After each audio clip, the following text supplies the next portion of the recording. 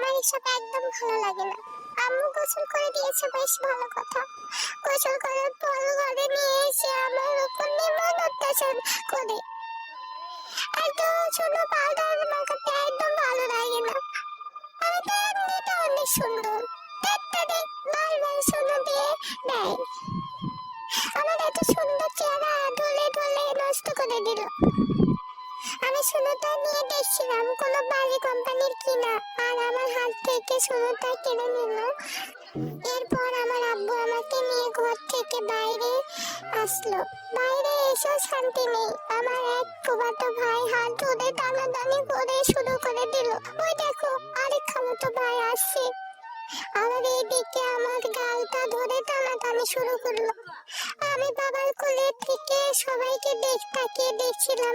হঠাৎ আম্মু এসে আমার বাবার কোল থেকে আমাকে ঝাঁটা মেরে কোলে নিল। বাবাকে ধাক্কা দিয়ে আম্মু আমাকে নিয়ে চলে গেল। আমি শুধু অবাক দৃষ্টিতে সবাইকে তাকিয়ে দেখছি।